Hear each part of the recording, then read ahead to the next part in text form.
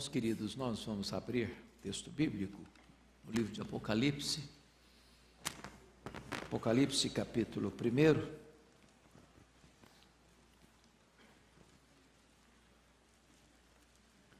versos 9 a 18. Apocalipse 1, 9 a 18. A partir do verso 9, então. Eu, João, irmão vosso e companheiro na tribulação, no reino e na perseverança, em Jesus achei-me na ilha chamada Patmos, por causa da palavra de Deus e do testemunho de Jesus. Achei-me espírito no dia do Senhor, e ouvi por detrás de mim grande voz, como de trombeta, dizendo: o que vês, escreve em livro, e manda às 7 igrejas, Éfeso, Esmirna, Pérgamo, Tiatira, Sardes, Filadélfia e Laodiceia. Voltei-me para ver quem falava comigo, e voltado vi 7 candeeiros de ouro, e no meio dos candeeiros um semelhante a filho de homem, com vestes talares e cingido à altura do peito, com a cinta de ouro. A sua cabeça e cabelos eram brancos como a alva lã, como neve, os olhos como chamas de fogo, os pés semelhante ao bronze polido, como que refinado numa fornalha, a voz como voz de muitas águas. Tinha na mão direita 7 estrelas, e da boca saía-lhe uma afiada espada de 2 gumes. O seu rosto brilhava como o sol na sua força. Quando o vi, caí a seus pés como morto. Porém ele pôs sobre mim a mão direita, dizendo: não temas, eu sou o primeiro e o último, e aquele que vive. Estive morto, mas eis que estou vivo pelos séculos dos séculos, e tenho as chaves da morte e do inferno. Agora capítulo 3, por favor, versos 14 a 22.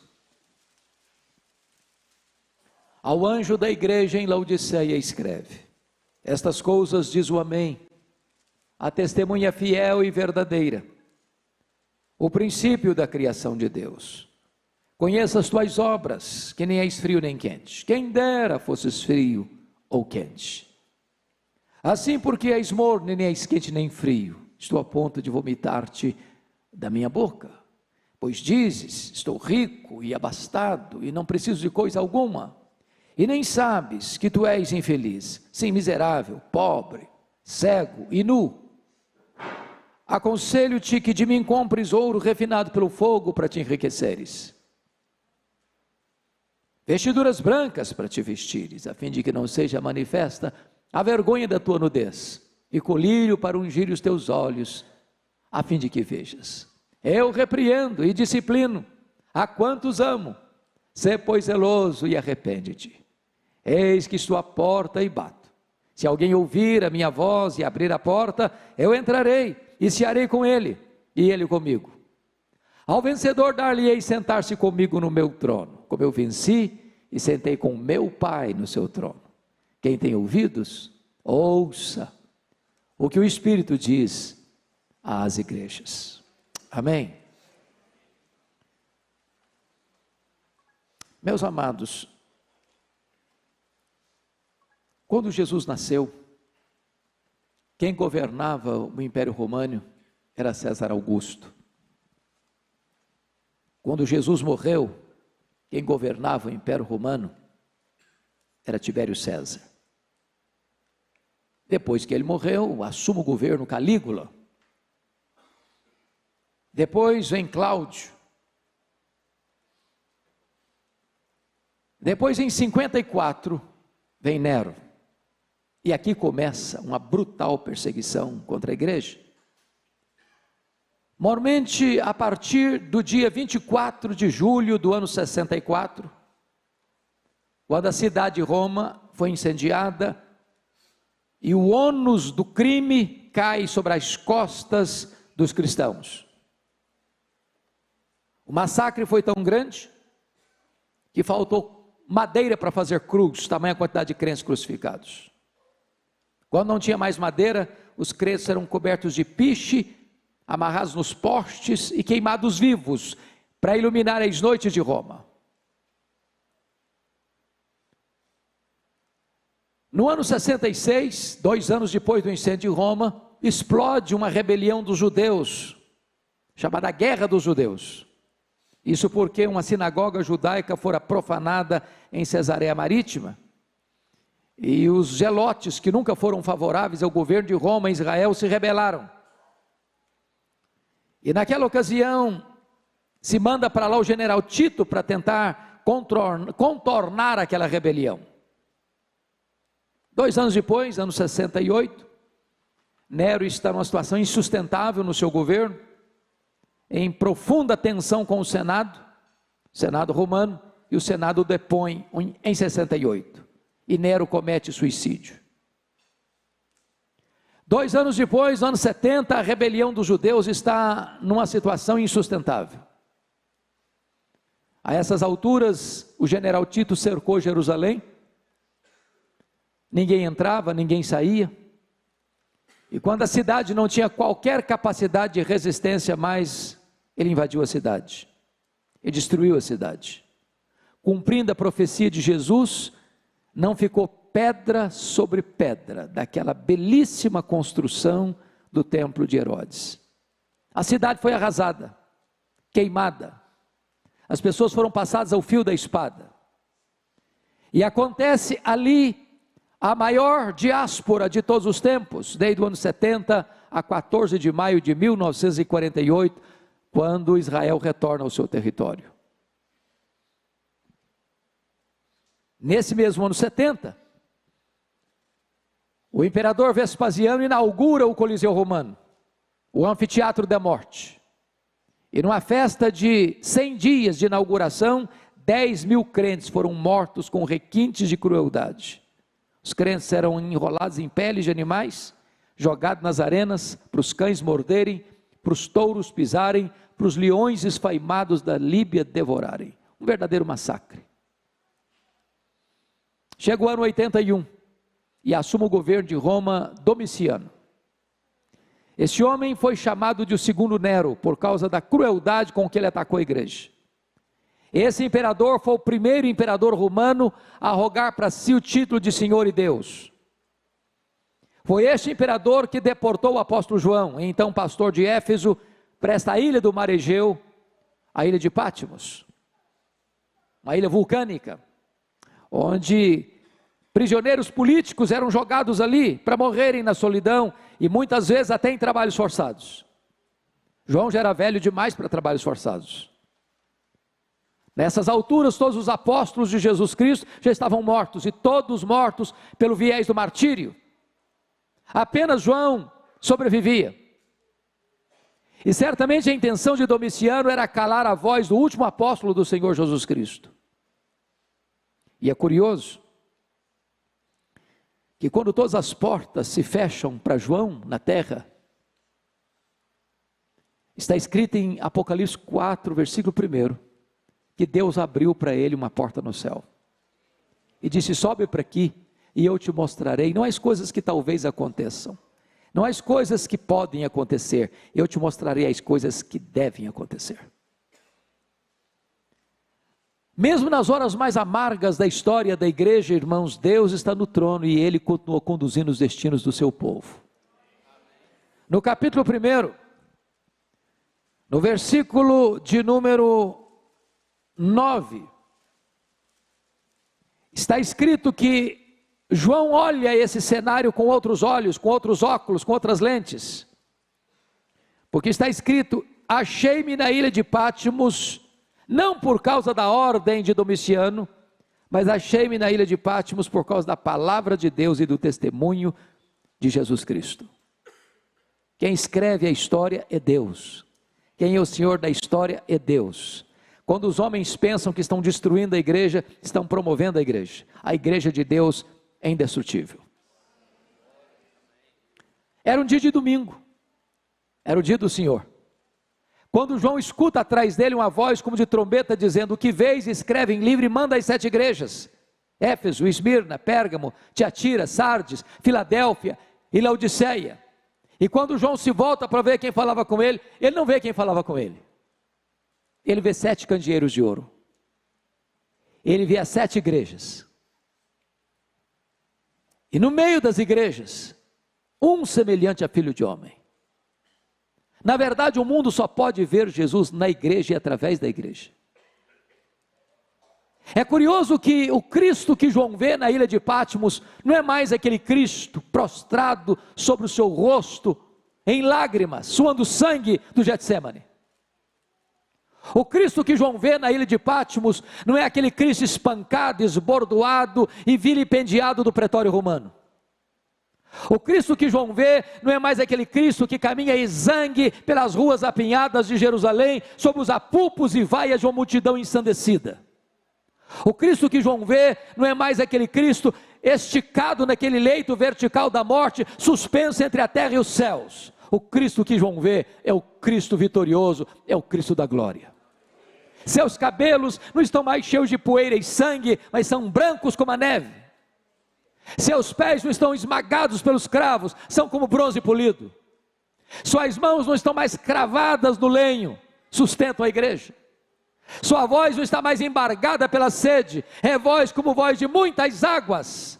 Os seus olhos não estão mais empapuçados de sangue, são como chamas de fogo. E o seu rosto não está mais desfigurado, mas brilha como o sol no seu fulgor. Quando João vê o Cristo da glória, diz a Bíblia, que ele cai como morto aos seus pés. E o Senhor põe a mão direita sobre ele e diz: não temas, João, eu sou o primeiro e o último.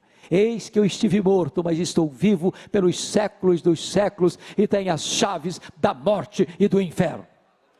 O Cristo que nós servimos, adoramos e que traz para a igreja o seu avivamento, é o Cristo não que esteve vivo e está morto, mas é o Cristo que esteve morto e está vivo pelos séculos dos séculos.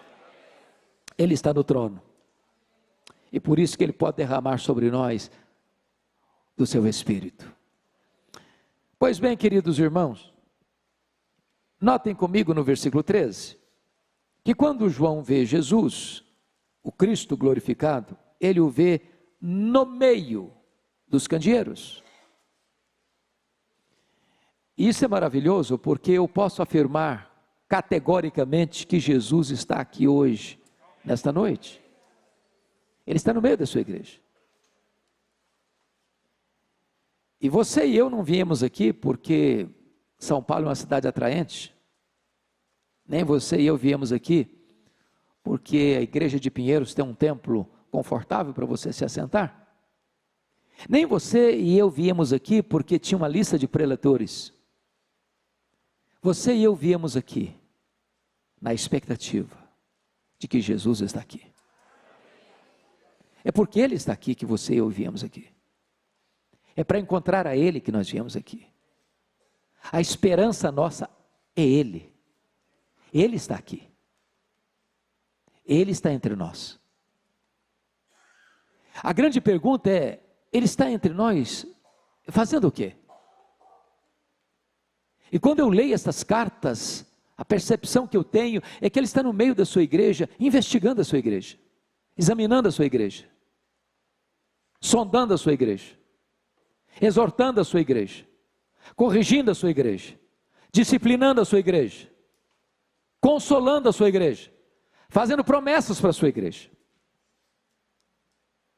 Agora notem comigo o capítulo 2, versículo 1. Que Ele não está apenas presente. Está escrito aí que Ele está andando no meio dos 7 candeeiros. Ele anda no meio dos 7 candeeiros. Ele anda no meio da igreja. Isso é maravilhoso. Ele não está parado. Ele não está estático. Ele não está imóvel. Ele está aqui hoje andando entre nós. E Ele está aqui hoje para sondar o meu coração, para examinar a sua e a minha vida, para corrigir a você e a mim, para consolar a você e a mim, para fazer promessas para você e para mim. Quando eu leio essas 7 cartas, eu vejo que é uma espécie de estribilho que se repete em todas as cartas. E o estribilho que se repete em todas as cartas é este: eu conheço, eu conheço, eu conheço, eu conheço, eu conheço, eu conheço, eu conheço. Ele conhece você. Mais do que você se conhece. Mais do que o seu cônjuge conhece você. Mais do que seus filhos conhecem você. Mais do que seus pais conhecem você. Ele conhece. E apesar de nos conhecer, Ele não desiste de nós. Apesar de saber quem somos, Ele não abandona nós. E é porque Ele nos conhece e nos ama apesar disso, é que temos esperança de um avivamento.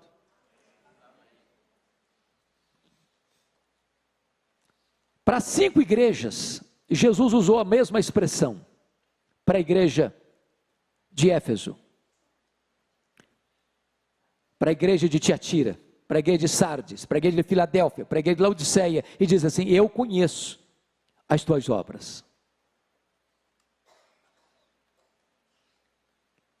Meus amados irmãos, escutei certa feita um pregador dizer o seguinte: se a minha mulher me conhecesse como Jesus me conhece, ela não ficaria casada comigo um mês. O que me espanta é que, e não obstante Ele me conhecer como eu sou, sem máscara, Ele me ama. Ele não desiste de mim. Ele está aqui para restaurar nossa sorte. Não importa quais são as suas obras, o que você fez, e que ninguém viu, e que ninguém sabe, que você fechou a porta do quarto, que você apagou a luz, Ele estava lá, Ele conhece você, Ele conhece a mim, e apesar disso Ele não desiste de nós. Mas Jesus se dirige à igreja de Pérgamo, e diz outra coisa. Ele diz assim: eu conheço o lugar onde tu habitas, onde está o trono de Satanás. Eu quero dizer para você que Jesus conhece onde você mora. Ele conhece a sua cidade. Ele conhece a cultura, Ele conhece o comércio, Ele conhece a indústria, Ele conhece a religiosidade da cidade que você mora. E por que Jesus usou essa expressão, onde está o trono de Satanás? Para Pérgamo. Vocês bem sabem que Pérgamo era a segunda maior cidade da Ásia Menor, só perdia esse ranking para Éfeso, que era a capital. Quando vai se disputar na Ásia Menor, qual cidade construiria o primeiro templo de adoração ao imperador romano, Pérgamo ganhou a concorrência. Possivelmente o que Jesus está dizendo é o seguinte: qualquer lugar onde um homem é venerado, aí está o trono de Satanás. O que Deus jamais aceita e jamais aceitará é que um homem receba a glória que só pertence ao Senhor Jesus Cristo. Segundo lugar, Pérgamo hospedava o templo de Esculápio, deus da cura. Esse deus pagão era representado pela imagem de uma serpente. E é por isso que você vai ao seu médico até hoje, você vai ver bordado no jaleco branco do seu médico uma serpente. Isso vem de Pérgamo, isso vem de Esculápio, isso vem do Deus da cura. O que Jesus possivelmente está dizendo é o seguinte: qualquer lugar onde um homem se prostra diante de um ídolo que ele mesmo fabricou e o chama de Deus, aí está o trono de Satanás. Porque o ídolo é nada, é pau, é pedra, é gesso, é mármore, mas o que está por trás do ídolo são os demônios. O que é curioso é que onde Satanás tem um trono, aí Jesus planta uma igreja para servir ao Rei dos Reis, ao Senhor dos Senhores. Mas Jesus se dirige à igreja de Esmirna com a outra palavra, diz: eu conheço a tua pobreza e a tua tribulação, mas tu és rico. E eu me encanto com isso, porque você e eu temos uma noção do que seja uma igreja rica. O que é uma igreja rica hoje, no conceito humano? É uma igreja grande? É uma igreja que tem muitos membros? É uma igreja que tem um templo suntuoso? É uma igreja que tem um orçamento robusto?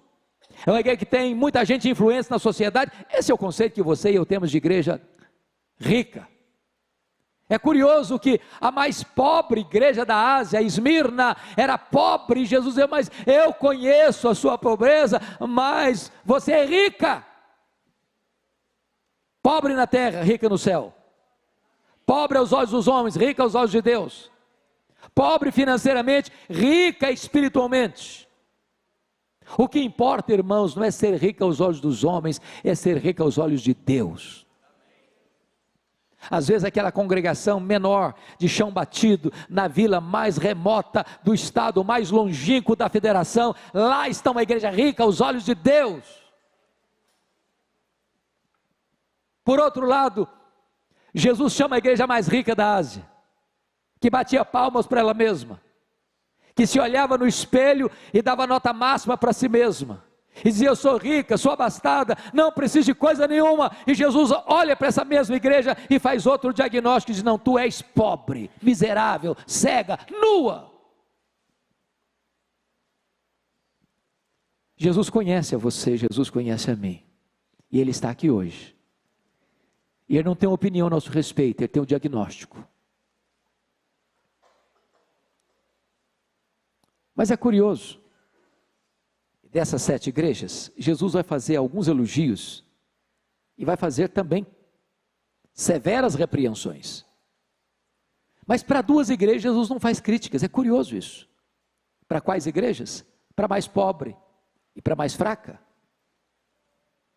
Para a igreja de Filadélfia, ele diz: eu conheço as tuas obras, tu tens pouca força, mas eu coloquei diante de ti uma porta aberta, e a porta que eu abro ninguém fecha, e a porta que eu fecho ninguém abre. Irmãos amados, o que importa para uma igreja é ser fiel ao Deus Todo-Poderoso.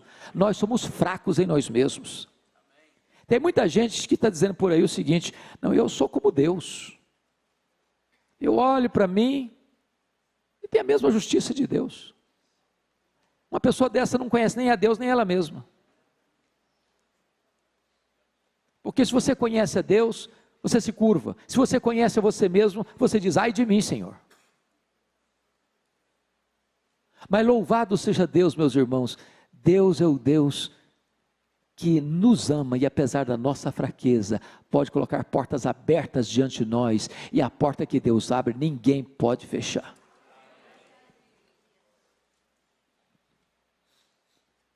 Mas para 4 igrejas, Jesus tem elogios e tem censuras. E Jesus elogia a igreja de Éfeso. Que igreja fantástica, doutrinariamente irreparável, eticamente aprovada. Passar tribulação, sofrimento e permanecer firme, nota 10. Mas Jesus diz assim: eu tenho uma coisa contra ti, é que tu abandonaste o teu primeiro amor. Aqui tem um ponto muito complexo para a igreja brasileira. É que às vezes na defesa da verdade nós podemos perder a piedade. Corremos o risco de manter luz na cabeça e perder o fogo do coração. Sermos doutrinariamente irretocáveis e colocarmos a vida espiritual no piloto automático. Decorarmos versículos da Bíblia, catecismos e conceitos teológicos, os mais precisos, e isso não mexer mais com o nosso coração. Há poucos dias um pastor me ligou chorando e disse assim: pastor Hernandes, o que eu me tornei no ministério foi um bom fazedor de sermões. Eu nem sei se ele estava sendo honesto com ele mesmo. E nada mais. Tem muita gente ortodoxa hoje, irmãos, seca igual um poste, árida igual um deserto. Tem muita gente hoje com títulos e mais títulos, com pós-graduação, com mestrado, com doutorado, com pós-doutorado, matando igreja. Você não edifica apenas uma igreja com conhecimento. Não basta você ter um bom arcabouço doutrinário, isso é fundamental, isso é absolutamente necessário, isso é dever nosso. Mas é preciso, amado irmão, ter o coração aquecido, ter fogo de Deus, fogo do Espírito Santo no coração, ter avivamento espiritual. É por isso que esse congresso lida com 2 temas. Primeiro, reforma. Aqueles que se desviaram da sã doutrina precisam de uma nova reforma. Mas aqueles que, embora mantenham a sã doutrina, mas perderam o fervor, precisam de reavivamento. Então o que Jesus está querendo dizer é o seguinte: uma igreja para agradar a Jesus, ela não pode negociar a verdade. Jesus elogia a igreja pela sua ortodoxia. Tem muitas igrejas hoje, irmãos, que para alcançar resultados, largaram de mão a sã doutrina. Tem muita gente hoje abraçando uma nova teologia, um outro evangelho, que não é evangelho, é um falso evangelho. Tem muita teologia aí hoje que não passa de psicologização humana, de filosofia de mercado. E nós precisamos repudiar a falsa doutrina, nós precisamos de repudiar o falso ensino, nós precisamos de repudiar qualquer coisa que não tenha fundamentação na palavra de Deus. Mas não basta só isso, é preciso ter fervor, não pode abandonar o primeiro amor. É curioso que Jesus elogia a igreja de Tiatira, porque a igreja de Tiatira tem mais amor do que tinha no começo, mas também estava tolerando uma falsa profetisa Jezabel. Eu acho curioso que Éfeso é o contrário de Tiatira, Tiatira é o contrário de Éfeso. Éfeso tinha doutrina, mas não tinha amor. Tiatira tem amor, mas não tem doutrina. O que significa isso? Você conhece igreja assim, que você chega, é uma explosão de emoção, é uma explosão de alegria, é uma explosão de entusiasmo. Mas quando você vai ver o que se prega, não é a Bíblia que estão pregando, não é o Evangelho que estão pregando, não é a sã doutrina que estão pregando, é um outro Evangelho. E essa igreja, por mais carismática que seja na sua liturgia, ela não agrada a Jesus. Por mais simpática e solidária que ela seja entre os seus membros, ela não agrada a Jesus, porque nós não podemos separar o que Deus uniu: doutrina e vida, teologia e ética, credo e conduta. Terceiro, Jesus olha para a igreja de Pérgamo e elogia a igreja. Diz: olha, tem gente tão fiel aí, como Antipas, que era o bispo da igreja, o líder da igreja, que morreu martirizado lá, carbonizado dentro de um boi de bronze incandescente. Mas na mesma igreja que tem gente morrendo pela sua fé, tem gente lá flertando com as doutrinas de Balaão, com a vida imoral. Isso, meus irmãos, é chocante. Nós já estamos escutando isso aqui ao longo da nossa conferência. Numa mesma igreja que você tem gente de Deus, cheia do Espírito Santo, você tem gente capengando na fé. Você tem gente na corda bamba, você tem gente andando em pecado, você tem gente que o pastor precisa ir lá na porta da boate, esperar o cara sair 3 horas da madrugada. Para levar para casa, às vezes, zonzo, se não de bebida, de tanta música alta que o cara está pirado. Não é a mesma igreja.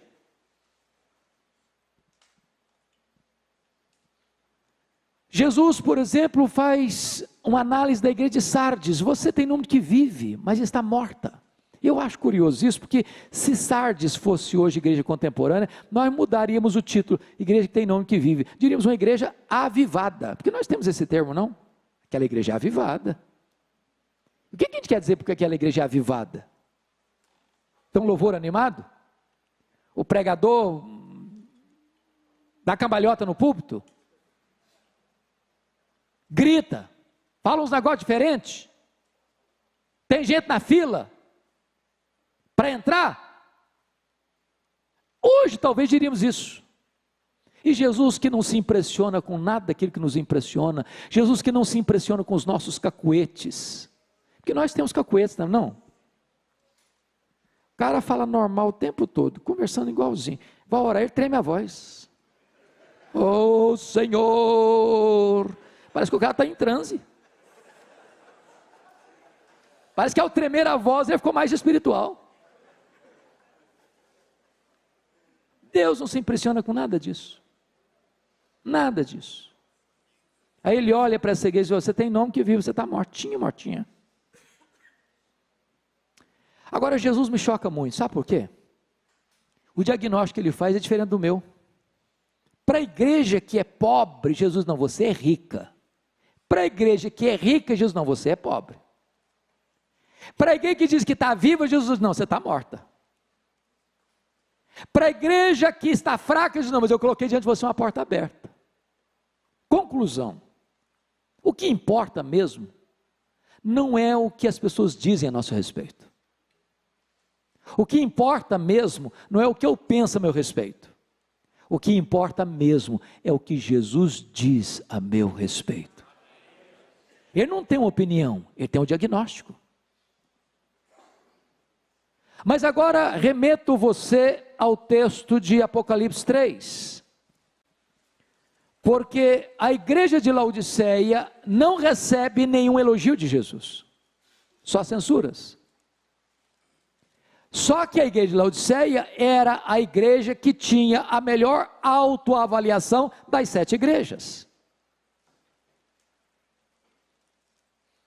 E eu quero então olhar para esse texto e tirar daqui 3 lições.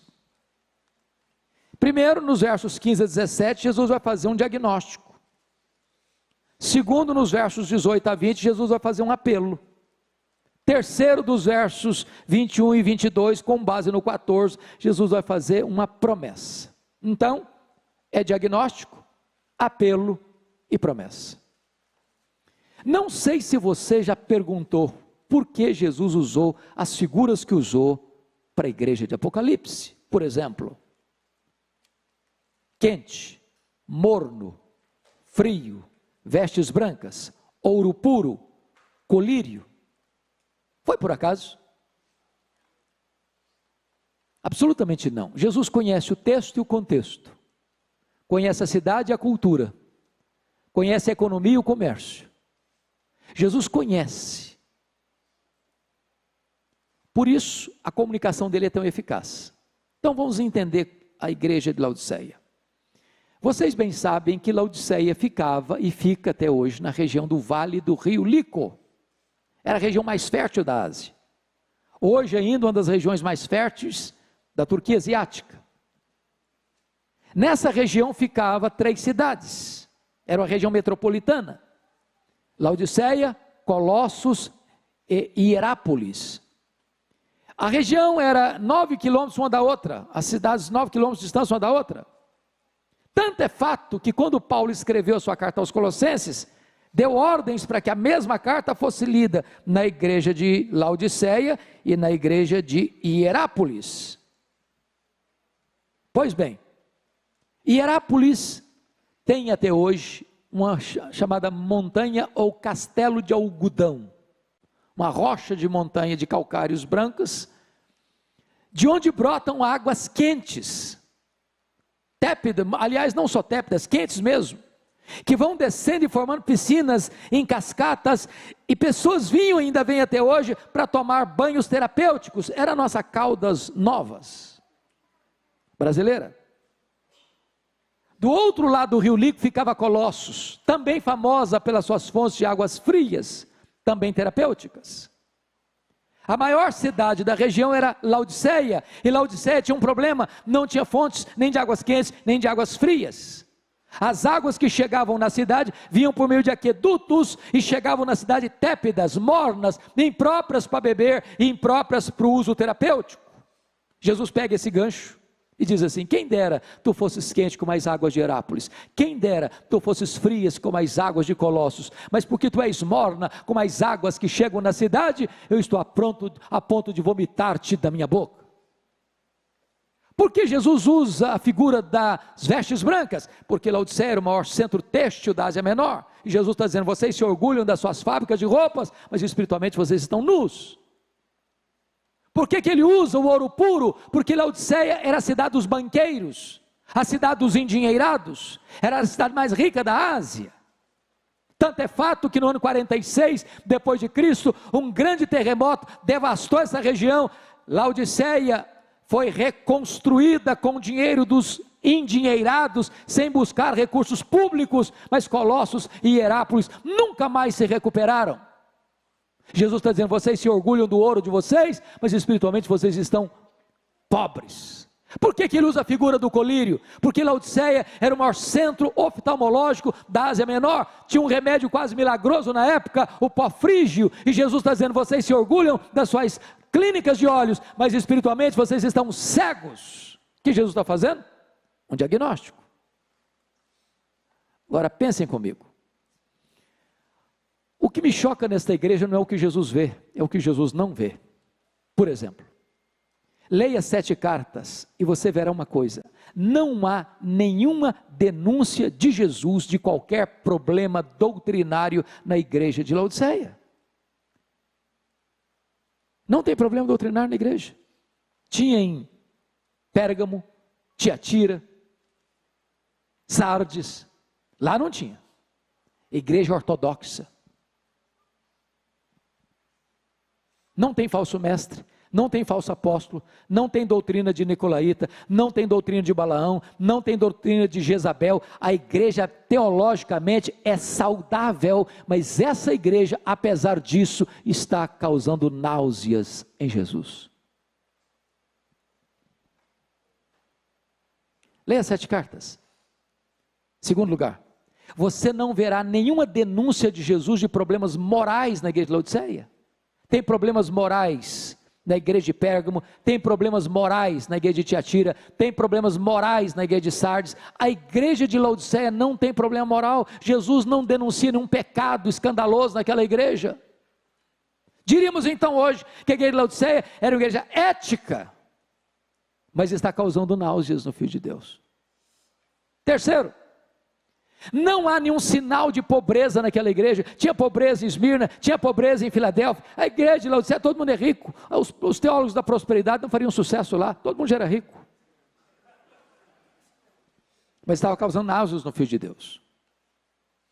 Terceiro, quarto, as igrejas estavam passando por momentos difíceis de perseguição. Perseguição religiosa em Éfeso, perseguição política em Pérgamo. A igreja de Laodiceia está em paz, num mundo de turbulência, em paz. A igreja é teologicamente saudável, eticamente correta, financeiramente estável e próspera, e vivendo em paz. Então deixa eu dizer uma coisa a você: se nós morássemos na região e fôssemos um dia transferidos para aquela região metropolitana, sabe qual igreja você e eu gostaríamos de frequentar e levar os nossos filhos?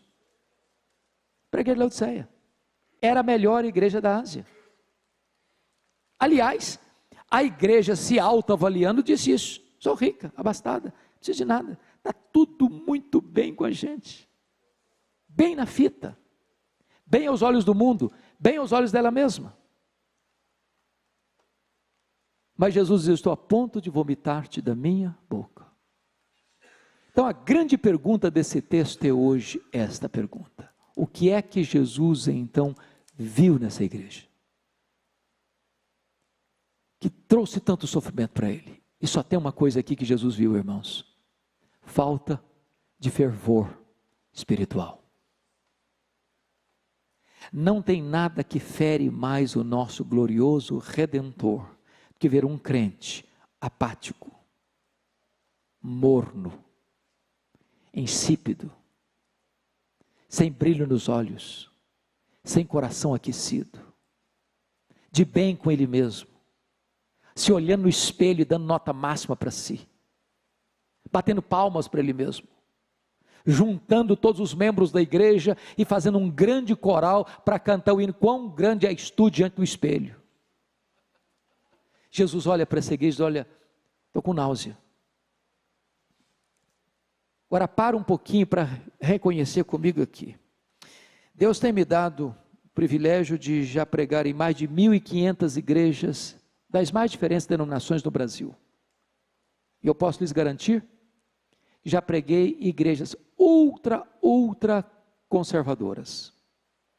Sabe aquela igreja, como Jeremias disse agora há pouco, que se um pernilongo estiver voando, ele interrompe o voo? Para você não escutar sequer a zoada das suas tenras asas. Daquele tipo de igreja que você prega e você olha para o auditório e ninguém mexe, nem a sobrancelha. Parece que congelou a imagem. E você entra em pânico. Aliás, J.I. Packer disse que não tem nada mais solene, porque hoje as pessoas pensam que culto solene, este culto em você engessa. Engessa. E ele diz, não tem nada mais solene no mundo que um cadáver, dentro de um caixão, gravata de bolinhas brancas com terno azul marinho, cercado de flores. Isso é uma solenidade magnífica, mas também não tem vida. Mas também já preguei em igreja hiper, power pentecostal. De igreja você começa a pregar e o povo faz tanto barulho que você percebe que eles não estão te ouvindo. Eles não estão te ouvindo. Eu fui pregar numa igreja certa feita e o pastor levou a igreja ao êxtase, ao êxtase, ao êxtase, ao êxtase. Quando ele está lá em cima do êxtase, está com a palavra. Aí eu comecei a ler o texto, o povo começou a gritar. Comecei a pregar, eles davam tanta glória a Deus, que eles tinha hora que não dava para falar glória a Deus, porque não comportava falar, tipo, se falasse, Senhor, tem misericórdia de nós, estava bem. Eu falei, meus irmãos, vamos parar um pouquinho? Vocês não estão me entendendo. Para, calma, sossega. Calma, sossega. Escuta o que eu vou falar agora. O que eu estou dizendo, irmãos, é que falta de fervor você está notando nas igrejas ultraconservadoras, nas igrejas ultra power pentecostais. Não é estilo de culto. Não é se tem bateria, se não tem bateria, se tem piano, se não tem piano, se tem coral, se não tem coral, se a música é contemporânea, se a música é clássica. Não estou falando disso. Falta fervor, irmãos. Falta fervor, falta brilho nos olhos, falta quebrantamento, falta arrependimento, falta choro pelo pecado, falta sede da palavra, falta compromisso com oração, falta paixão por Deus, falta avivamento, irmãos. Às vezes aqui e ali você encontra alguma coreografia de avivamento. As pessoas usam vocabulário diferente, as pessoas usam gestos diferentes, as pessoas usam experiências e às vezes até parece que arrebatadoras e fabricam e formulam e parecem que é isso mesmo. Mas são fórmulas aprendidas. Jesus conhece. E Ele está dizendo o seguinte: nada me machuca mais do que ver você com aparência de piedade, com aparência de fervor, com aparência de entusiasmo. Mas você já botou sua vida espiritual no piloto automático há muito tempo. Você ora, mas não se quebranta. Você chora, mas é apenas uma experiência externa, não derrete o coração. Depois que Jesus Cristo faz este diagnóstico, Ele vai fazer um apelo, e confira comigo o apelo dele. Ele chega no versículo 18, de uma maneira linda, e diz: aconselho-te que de mim compres ouro refinado pelo fogo, para te enriqueceres, vestiduras brancas para te vestires, a fim de que não seja manifesta a vergonha da tua nudez, e colírio para ungir os teus olhos. E Jesus, que é o dono da igreja, o chefe da igreja, o cabeça da igreja, o senhor da igreja, Ele chega dando um conselho.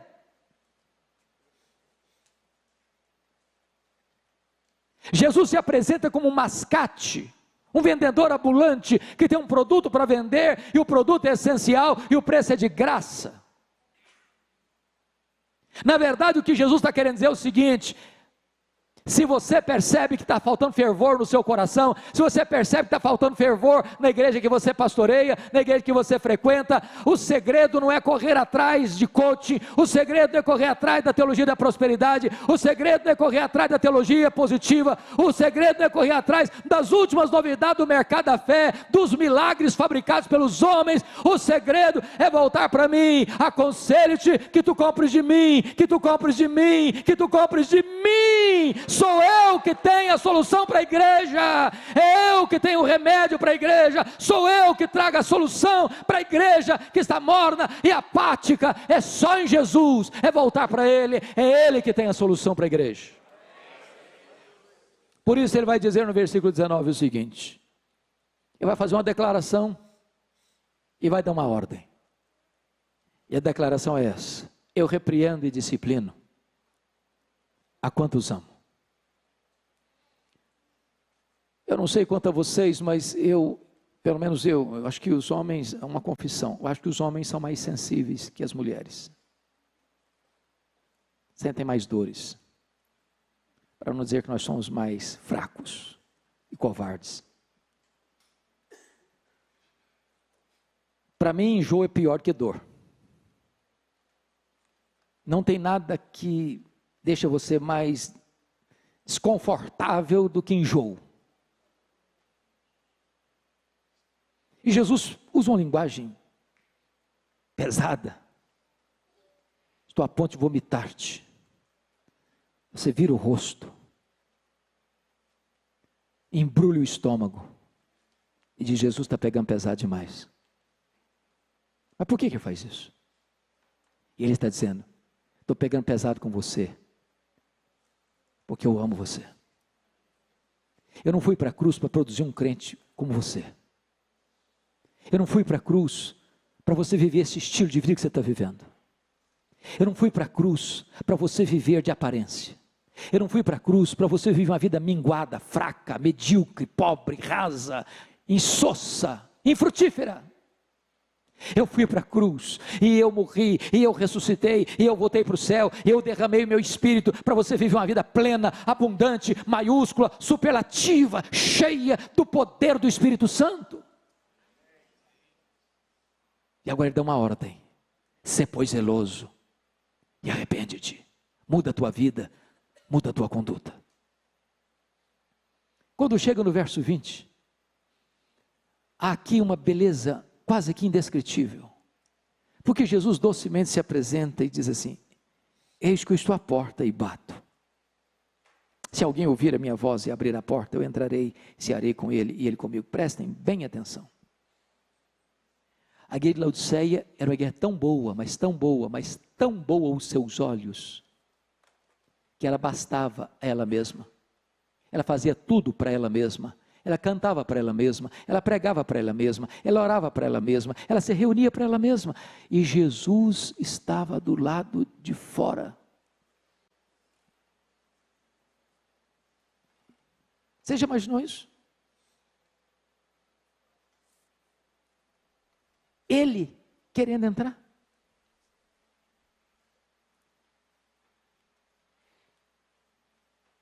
Que Jesus me convide para cear com Ele é algo tão lindo, mas que Ele queira cear comigo é graça. E sabe qual é a única maneira do seu e do meu coração se aquecer? É assentarmos-nos com Ele, é termos intimidade com Ele. Quando os discípulos de Emaús reconheceram Jesus no caminho de Damasco, diz a Bíblia que o coração deles se aqueceu. E quando o coração se aquece, os pés se apressam. E quando o coração se aquece e os pés se apressam, então a nossa boca se abre. E então quando o nosso coração aquece e os nossos pés se apressam e a nossa boca se abre, nós proclamamos que Jesus está vivo e que Ele é a razão da nossa vida.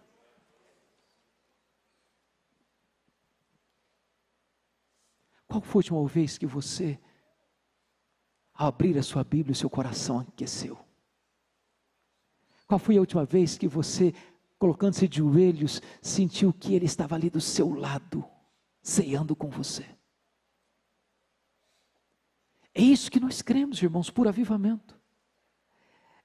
É Jesus aquecendo o nosso coração, é nos assentando aos pés dEle, é nos deleitando nele, é tendo prazer nele, é tendo intimidade com Ele. Depois que Jesus então faz este apelo, Ele vai fazer a promessa. E lá no versículo 14 ele diz por que ele tem competência para fazer a promessa. Essas coisas diz o amém, a testemunha fiel e verdadeira, o princípio da criação de Deus. Ele é a última palavra de Deus para você e para mim. Ele é o amém, ele é o ômega de Deus. E ele está dizendo mais para nós. Ele é a testemunha verdadeira, porque o que ele fala, ele cumpre, e o que ele faz, ninguém pode impedir sua mão de fazer. E ele é o princípio da criação, porque ele é o agente da criação. E se esse universo tão vasto, tão insondável, foi criado pela palavra do seu poder, sem matéria pré-existente, ele pode pegar esse coração completamente morno, apático, e acender aí uma chama de avivamento. Ele pode restaurar o fervor do nosso coração. E a promessa de Jesus está clara no verso 21. Ao vencedor, dar-lhe-ei sentar-se comigo no seu trono, no meu trono, como eu venci e sentei com meu Pai no seu trono. O que eu acho bonito é que enquanto a igreja de Laodiceia dava tanto valor para a riqueza, para status, para a posição social, Jesus Cristo está dizendo: eu tenho coisa muito melhor para vocês, eu tenho o trono. Mas quem se assentará no trono? Publicamente com ele. Quem se assentou intimamente com ele à mesa. E o texto termina assim: quem tem ouvidos, ouça o que o Espírito diz às igrejas. 2011, eu fui visitar essas 7 igrejas. E eu confesso a vocês que foi muito emocionante. E algumas vezes eu cheguei às lágrimas. Porque essas 7 igrejas literalmente estão mortas. Absolutamente mortas. O que você vê hoje são escombros. Monumentos de pedras reviradas. Onde essas 7 igrejas existiram, hoje não tem sequer 1% de crentes. E sabe por que essas igrejas morreram? Porque elas não ouviram o que o Espírito Santo disse a elas. Este ano, nós celebramos 502 anos da Reforma Protestante. E a Europa, berço do protestantismo, está assistindo, perplexa, à morte das igrejas protestantes. A Europa hoje é um continente pós-cristão. Estive recentemente na Holanda. Até 1960, as igrejas da Holanda estavam abertas e o povo ia para lá. De 1960 para cá, os templos estão lá, mas o povo não frequenta mais. Estive na Escócia, berço do presbiterianismo, visitando Edimburgo. Um dos templos mais bonitos, perto do castelo. Entramos, torre empinada aos céus. Templo belíssimo. Quando entrei, não tinha banco nem púlpito, porque era um bar. Um bar. Inglaterra, dos grandes avivamentos. John Wesley, George Whitefield, William Carey, William Wilberforce, John Charles Ryle, Charles Haddon Spurgeon, Mark Lloyd Jones, John Stott. Hoje, menos de 4% dos ingleses frequentam a igreja. Os templos sendo vendidos para mesquitas, para boates, para bares. A grande pergunta é por que as igrejas estão morrendo na Europa, irmãos? Seminários que formaram teólogos, missionários, hoje fabricando céticos, incrédulos. Porque foram tomados de assalto pelos liberais, que não creem na palavra de Deus, que não creem na inerrância e na infalibilidade da palavra de Deus. Por que essas igrejas estão morrendo, irmãos? Porque elas não estão ouvindo o que o Espírito Santo diz a elas. Olha para os Estados Unidos e Canadá, onde você vê tantas chamadas dead churches, igrejas mortas. Onde você vê os nossos seminários de maior projeção de outrora, hoje tomados de assalto pelos liberais, como o seminário de Princeton, em New Jersey, onde estudou Ashbel Green Simonton, nosso missionário pioneiro, Eu estive alguns anos lá e fiquei pasmo quando fui ver os livros que estavam sendo estudados naquele ano letivo, e não vi um livro sequer de linha ortodoxa, nenhum sequer. Aliás, vi um livro chocante de uma teóloga americana que censurava a igreja brasileira por não considerar o candomblé como uma expressão legítima do cristianismo. Há pouco tempo estive numa conferência, acho que o Juliano estava lá. E depois da conferência, eu fui pregar numa igreja, Assembleia de Deus, meia hora de carro do hotel à igreja. E o pastor me mostrou 11 templos vazios, que estavam sendo vendidos, porque não tinha mais gente para frequentar. Mega templos vazios. Sabe por que as igrejas estão morrendo, irmãos, na América? Porque elas não estão ouvindo o que o Espírito Santo diz a elas. Agora olhe para o Brasil. Irmãos amados, prestem bem atenção no que eu vou lhes dizer. Nós temos denominações inteiras no Brasil que já se renderam ao liberalismo, cujos seminários, professores não creem mais que este livro é a palavra de Deus.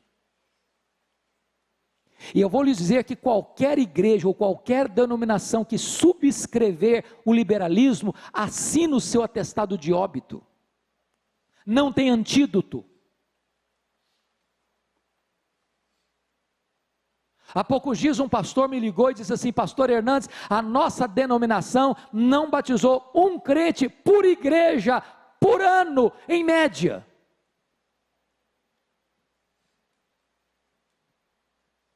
Olha para o Brasil, irmãos, e vocês verão mega igrejas, mega templos.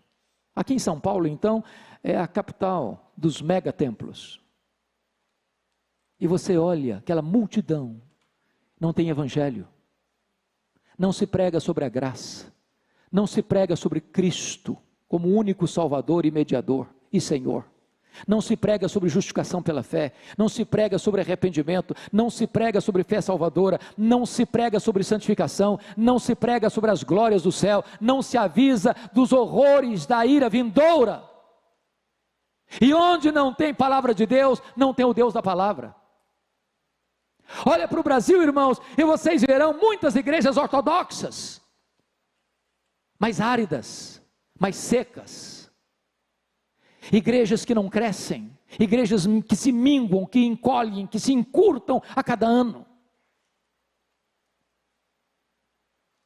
O que nós precisamos desesperadamente, meus irmãos, é de ouvir o que o Espírito diz às igrejas.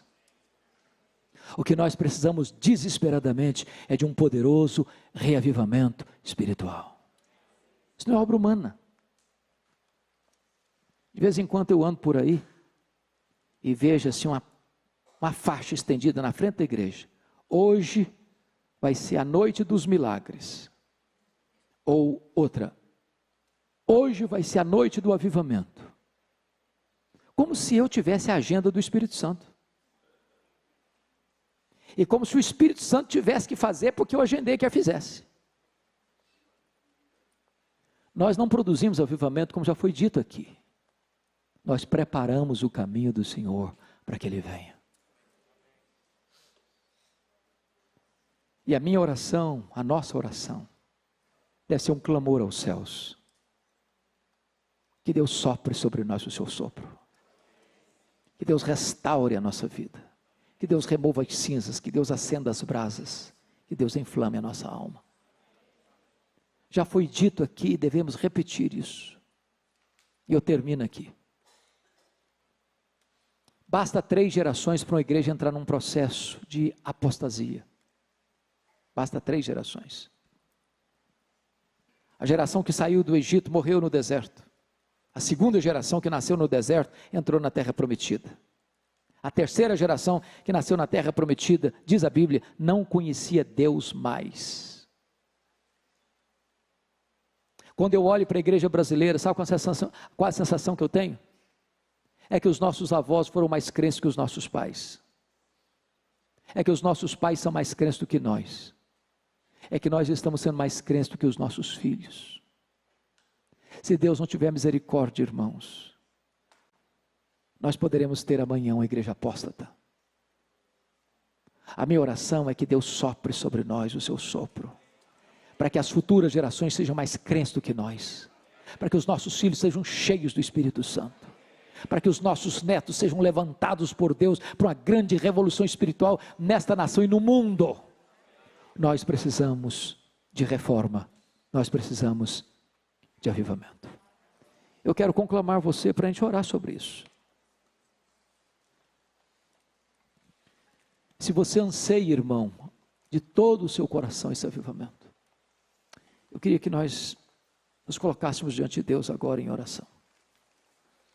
Nós temos um auditório cheio e nós temos muito pouco espaço aqui na frente, mas se você quiser vir aqui à frente, se é isso que você quer, se é isso que você anseia para você, para os seus filhos, para os seus netos, para as futuras gerações, quem sabe nós pudéssemos ter um tempo de oração, nos ajoelharmos aqui na presença de Deus, para clamarmos isso. Então, se você tem liberdade e quiser vir, venha, em nome de Jesus.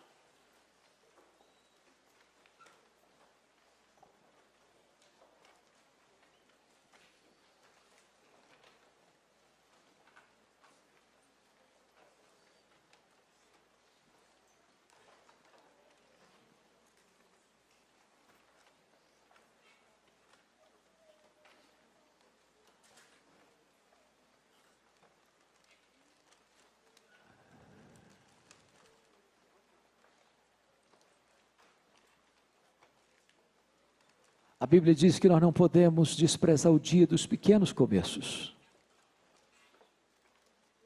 Os maiores avivamentos da história, irmãos, começaram de uma forma tão singela. Quando o coração de alguém sentiu peso e começou a chorar diante de Deus, e começou a clamar diante de Deus. E de repente o Espírito de Deus começou a agir. E de repente esse Espírito de Deus começou a soprar em outras pessoas. E de repente essa onda começou a percorrer para outros lugares. E Deus impactou cidades, e Deus impactou nações. E Deus pode fazer o mesmo hoje. Um dos grandes avivamentos da história aconteceu na África do Sul, em 1966.